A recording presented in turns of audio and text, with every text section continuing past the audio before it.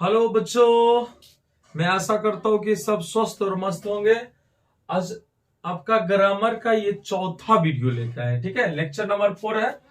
तो इसमें आज टॉपिक्स है सब्जेक्ट वर्ब एग्रीमेंट, यानी सब्जेक्ट और वर्ब के साथ तालमेल कैसे होगा, इस बात का इस सेंटेंस में जिक्र किया गया है।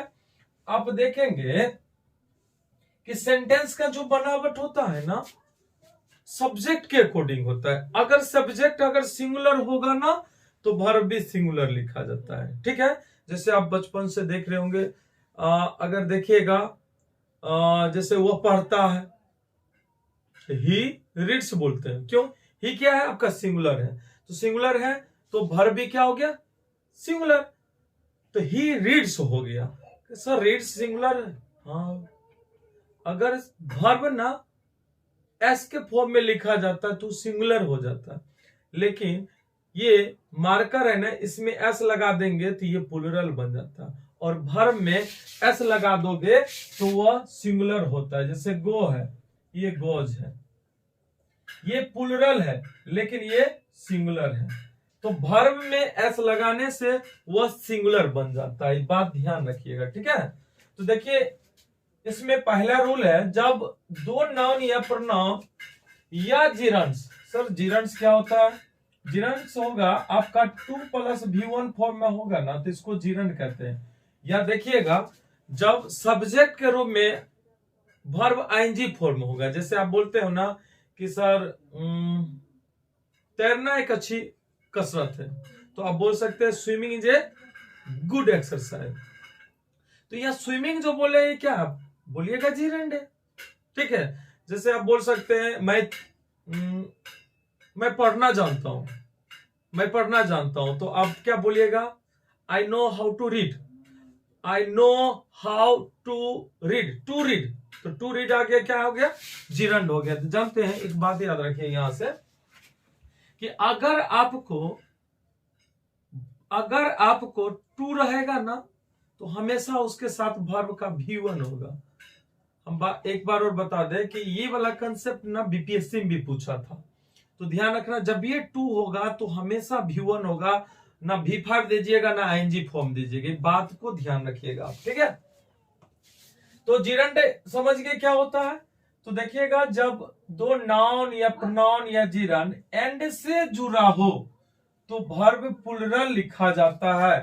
प्लूरल का प्रयोग करेंगे, जैसे Sheela and Varun dash their daily. Sheela और वरुण जो है वहां डेली जाते हैं, तो गो या गोज। तो हमने बोला कि अगर नाउन या प्रोनाउन एंड से जुड़ा हो तो उसे प्लूरल सब्जेक्ट के रूप माना जाता है। तो सेंटेंस के बनावट में वर्ब को भी आप प्लूरल लिखेंगे, तो वर्ब प्लूरल कौन होगा? गो होगा। सी एंड आई डैश फ्रेंड्स, मतलब क्या कहता है कि तुम और मैं दोस्त है, दोस्त है। तो यहाँ इज सॉरी आर या एम, तो सी एंड आई डैश फ्रेंड्स, तो हमने कहा इसमें प्लूरल लिखा जाएगा, तो एम तो सिंगुलर न हो जाएगा, तो आर लिख देना, ठीक है स्टूडेंट। रूल नंबर 2 को समझते हैं। दो नाउन एंड से जुड़ा हो किंतु मिलकर एक कंपाउंड नाउन हो, यानी कि मिलकर एक कंपाउंड नाउन हो, तो वर्ब सिंगुलर लिखा जाता है। जैसे bread and butter, bread and butter dash my breakfast. अब देखिए, ब्रेड और बटर दोनों मिलकर क्या होता है? दोनों को चिपका दिया जाता है, तो वो एक हो जाता है। अगर हम कढ़ी और चावल खाते हैं तो कढ़ी चावल मिलके एक ही ना हो जाता है, तो ये क्या माना जाएगा? सिंगुलर सब्जेक्ट के रूप में माना जाएगा, ठीक है।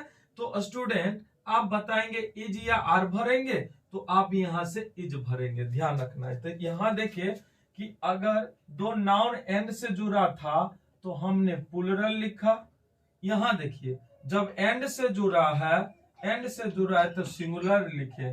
तो यहां पर क्या रूल है कि ये दोनों मिलकर एक हो जाता है। Slow and steady dash the race, यानी कि स्लो और स्टडी अगर चलोगे ना तो आप रेस को जीत जाओगे। तो दोनों मिलकर एक हो जाता है तो आप रेस को जीतते हो, तो विंस लिखोगे। क्या लिखोगे?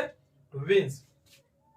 रूल नंबर 3 क्या कहता है? जब कोई संज्ञा दो बार किसी प्रीपोजिशन के साथ आए तो वर्ब सिंगुलर लगता है।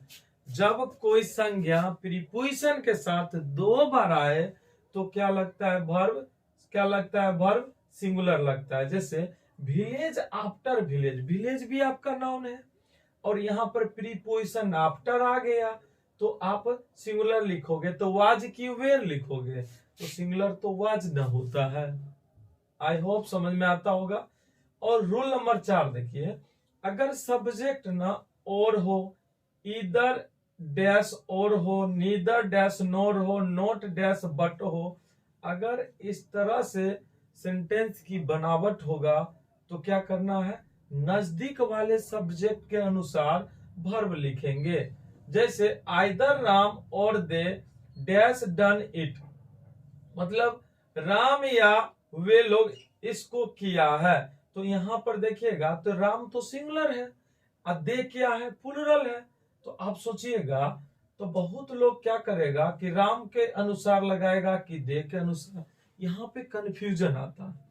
तो यहाँ स्पष्ट लिखा है कि अगर इस तरह की बनावट होगा तो हम जो भरेंगे ना, तो वर्ब के नजदीक वाला कौन सब्जेक्ट है? दे है। वर्ब के नजदीक वाला कौन सब्जेक्ट है? दे है। तो दे क्या लेगा? हैज की हैव लेगा। दे प्लूरल होता है तो वर्ब भी प्लूरल हैव लिखेंगे। ठीक है, आई होप समझ में आता होगा। अब देखिए स्टूडेंट्स, द प्लस एडजेक्टिव, अगर एडजेक्टिव से पहले अगर द है तो वर्ब प्लूरल लिखेंगे। जैसे द पुअर डैश ऑनेस्ट, तो पुअर देखिए अगर हम सिंगल पुअर लिखते हैं तो ये गरीब हुआ, इसका सेंस एगो गरीब का हो जाएगा। लेकिन जब द पुअर लिख देंगे तो इसका अर्थ हो जाता है गरीब लोग हो जाता है, गरीब लोग हो जाता है, यानी ये प्लूरल हो गया। और जब प्लूरल हो गया तो वर्ब प्लूरल लेंगे। तो the poor dash honest, is की यार होगा तो आंसर आर हो जाएगा। ठीक है, आई होप ये वीडियो आपको समझ में आया होगा, मतलब वीडियो की बातें समझ में आया होगा। ठीक है, तो मैं आशा करता हूं कि आपको जरूर है कि मेरा वीडियो पसंद आया होगा और आपको फायदा भी करेगा। और इसमें आपको 2-3 गो लेक्चर और देंगे। ठीक है, आप थोड़ा सा 4-5 गो लेक्चर इसको देख लीजिएगा तो काफी आपको फायदा होगा।